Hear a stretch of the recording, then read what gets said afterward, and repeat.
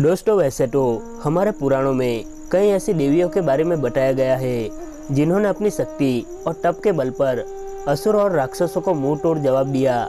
लेकिन आज हम आपको ऐसे 10 देवियों के बारे में बताएंगे जिनकी पूजा आराधना करने मात्र से व्यक्ति के सारे दुख दूर भाग जाएंगे। सबसे पहले बात करते हैं राधा रानी की। देवी राधा का नाम हमेशा भगवान श्री कृष्ण के साथ लिया जाता है। कहते हैं राधा के बिना श्री कृष्ण अधूरे हैं। आपको बता दे, राधा कोई और नहीं बल्कि श्री कृष्ण की शक्ति है। इतना ही नहीं, राधा वो शक्ति है जिन्हें भगवान कृष्ण खुद पूजते हैं। राधा रानी और कृष्ण जी का एक दूसरे के लिए निस्वार्थ प्रेम और भक्ति की वजह से ही दोनों का नाम तीनों लोकों में श्रद्धा भाव के साथ लिया जाता है। राधा रानी को प्रेम का प्रतीक माना गया है। पुराणों की माने तो सभी वेदों का सार सिर्फ राधा रानी ही है। जो व्यक्ति इस नाम को जपता रहता है उसे वैकुंठ धाम की प्राप्ति होती है। दूसरी है कामधेनु गाय। समुद्र मंथन के समय गाय के रूप में कामधेनु की उत्पत्ति हुई थी। पुराणों की माने तो कामधेनु सभी गायों की माता है।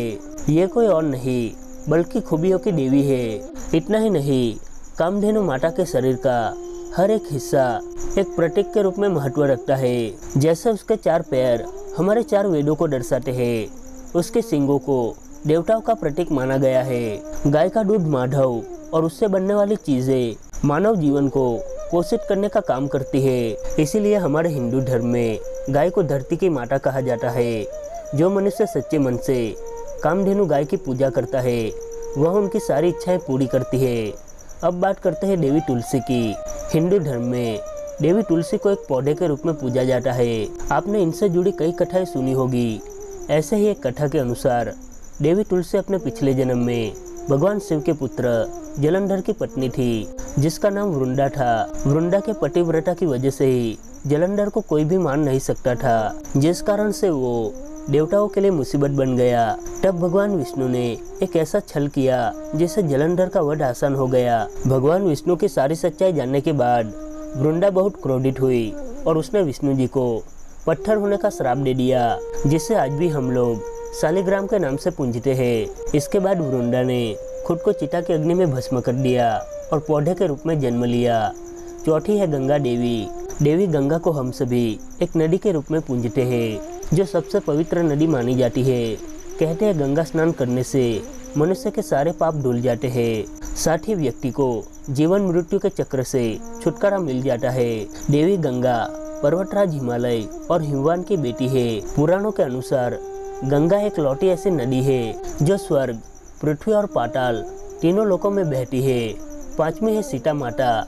दोस्तों, देवी सीता का जन्म धरती से हुआ था, लेकिन उनका भरण पोषण मिथिला नरेश राजा जनक के यहाँ हुआ था।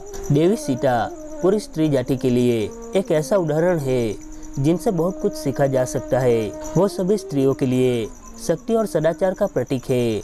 अगला नाम है देवी पार्वती का। देवी पार्वती ने भी राजा हिमालय के यहाँ ही जन्म लिया था और देवी गंगा उनकी बहन है। देवी पार्वती भगवान शिव की शक्ति है और ये दोनों एक दूसरे के बिना अधूरे माने जाते हैं। इतना ही नहीं, जो कुंवारी लड़कियाँ अपना मनपसंद वर पाना चाहती है उनको देवी पार्वती की पूजा जरूर करनी चाहिए। 7वीं है देवी दुर्गा।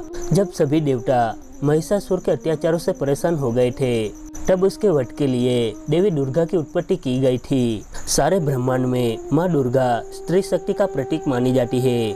उनका यह रूप इस बात को दर्शाता है कि कभी किसी स्त्री को कमजोर और असहाय नहीं समझना चाहिए। जो व्यक्ति नवरात्रि के समय माँ दुर्गा के 9 रूपों की पूजा पूरे सच्चे मन और विश्वास के साथ करता है उसे माता का आशीर्वाद जरूर प्राप्त होता है। 8वीं है देवी काली। माँ काली की उत्पत्ति भगवान शिव के नेत्र से हुई थी और उन्हें माँ पार्वती का एक रूप माना जाता है। अपने इस रूप में देवी अत्यंत क्रोधित दिखाई देती है। देवी लक्ष्मी, धन और समृद्धि की शक्तिशाली देवी लक्ष्मी माता को माना जाता है। सनातन धर्म में दीपावली के अवसर पर देवी की खास पूजा करने की परंपरा है।